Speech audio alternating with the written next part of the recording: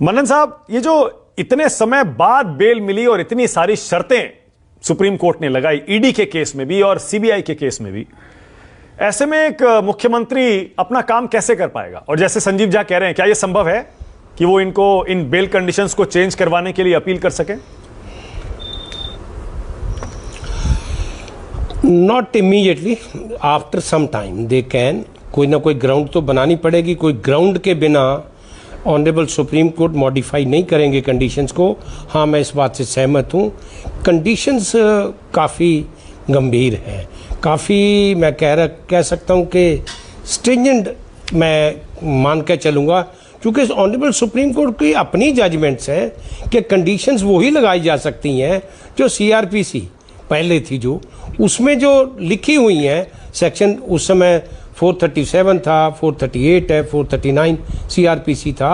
लेकिन ये जो कंडीशंस लगाई हैं, लेकिन बेल भी जब इनको मिली है कि अपना, वो भी बड़ी एक अजीबोगरीब हालात में मिली है कि कन्वेसिंग करने के लिए इंटरिम बेल भी मिली है। हाँ। तो ऑनरेबल सुप्रीम कोर्ट के पास जो पावर्स हैं वो अमन स्काई इज द लिमिट है। तो वहाँ तो कुछ भी, आई मीन, उनकी जो भी जुडिशियल कॉन्शियस कहती है, हाँ। तो उसके मुताबिक लगा देते हैं, किसी को बेल भी दे देते हैं, हाँ। नहीं भी देते हैं।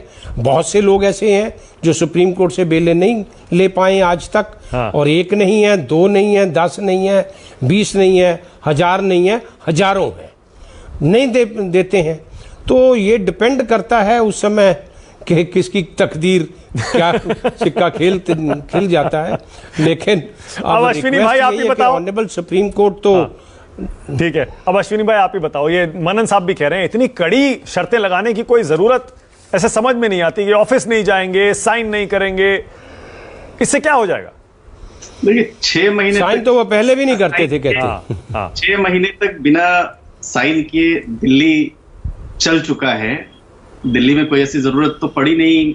एक चुने हुए मुख्यमंत्री ने जो कॉन्स्टिट्यूशनल मोरालिटी और डेमोक्रेटिक मोरालिटी की हम बात करें, तो वो तो अब चुने हुए नेताओं में दिखती नहीं है। तो ये कहना कि कोई आरोप लगने पर, जैसे पहले के जमाने में होता था कि आरोप लगा और पद से इस्तीफा दिया, ये हम लोगों ने देखा था। लेकिन एक एग्जाम्पल सेट हो गया है, वो उसी तरह का एग्जाम्पल है। जैसे अभी मनन साहब ने कहा कि भाई जस्टिस कृष्णा अय्यर तो कह के चले गए क्या, लेकिन क्या ट्रू लेटर स्पिरिट में उसका पालन हो रहा है? अंडर ट्रायल प्रिजनर्स से तो जेलें भरी हुई हैं। हम प्रोग्रेसिव सोसाइटी के पार्ट बन रहे हैं, लेकिन जेलों में विचाराधीन कैदियों की संख्या बढ़ती जा रही है। जमानत नियम है, अपवाद नहीं है, लेकिन सेशन कोर्ट का एग्जाम्पल भी अभी दिया। तो देखिए, 2 महत्वपूर्ण बिंदु यहां पर इसलिए जरूरी हैं ये बात करना कि बेल, उसके लिए कंडीशंस क्या इंपोज करते हैं बेल के लिए, ये सीआरपीसी में और अब बीएनएसएस जो भारतीय न्याय सुरक्षा संहिता है उसमें सुसंगत है। वो कोर्ट जो बेल देती है वही कोर्ट लगाती है, और उसका वायलेशन या तो नहीं होगा, या उसमें से अगर रिलैक्स करेंगे तो वो चेंज ऑफ सर्कमस्टेंसेस के लिए एक पूरा प्रोसेस जाएगा। संजीव भाई ने सही कहा कि हम जाएंगे उसके लिए, लेकिन यह भी तो हो सकता है कि पावर्स को आप रेलीगेट कर दीजिए। भाई, आप कैबिनेट मीटिंग की बात इतने दिनों में देखिए, एक मैटर में अपीयर हो रहा था सुप्रीम कोर्ट में, बात आई कि रेमिशन पॉलिसी है, कोर्ट ने ऑलरेडी इंटरिम प्रोटेक्ट किया, लेकिन वो रेमिशन पॉलिसी पर दस्तखत इसलिए नहीं हो पा रहे हैं क्योंकि ऑनरेबल सीएम जो है जेल में है। तो यानी व्यवस्था होने के बाद भी एक व्यक्ति जेल में इसलिए है क्योंकि फाइल पर साइन नहीं करें, क्योंकि आप प्रिजन्स एक्ट के मुताबिक साइन नहीं कर सकते, क्योंकि आपका सिग्नेचर काउंटर साइन होगा सुप्रीम का। तो एटलीस्ट ऐसे समय पर तुम्हें थोड़ी मोरालिटी, डेमोक्रेटिक वैल्यूज दिखनी चाहिए थी, जो नहीं दिख रही है। ऑलराइट, अब क्योंकि हरियाणा चुनाव एकदम सिर पर है, रविंदर आपको क्या लग रहा है? हरियाणा चुनाव में आप कह रहे हैं दोनों पार्टियों को डैमेज करेंगे, केजरीवाल और आम आदमी पार्टी, फिर भी कौन सी पार्टी आपको आगे दिख रही है अभी फिलहाल चुनाव में? देखिए, हरियाणा चुनाव में कांग्रेस पार्टी स्पष्ट तौर पे आगे दिख रही है। बीजेपी को एंटी इनकम्बेंसी का बड़ा नुकसान हो रहा है। उन्होंने जिस तरीके से गवर्नमेंट चलाई है, मिस गवर्नेंस बड़ा इशू है, बाइपोलर इलेक्शन है।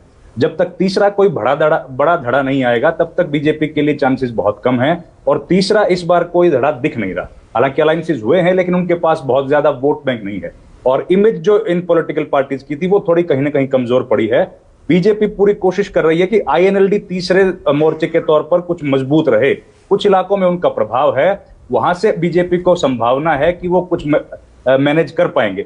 लेकिन ओवरऑल आप देखेंगे तो कम से कम 70 से 75 सीटें ऐसी हैं जहां पर आमने सामने का मुकाबला है, और आमने सामने के मुकाबले में ग्रामीण इलाके में बीजेपी कमजोर है, शहरी इलाके में बीजेपी और कांग्रेस की कड़ी टक्कर है। अब आम आदमी पार्टी अगर शहरी इलाकों में अच्छा प्रदर्शन करती है तो वो नुकसान करेगी बीजेपी का, अगर शहरी ग्रामीण इलाकों में करती है तो कांग्रेस को लॉस करेगी। लेकिन ग्रामीण इलाकों में इनके पास कैंडिडेट मजबूत नहीं है, शहरी इलाकों में एक दो कैंडिडेट ठीक हैं, केवल एक आध विधानसभा है जहां पर ग्रामीण में ठीक।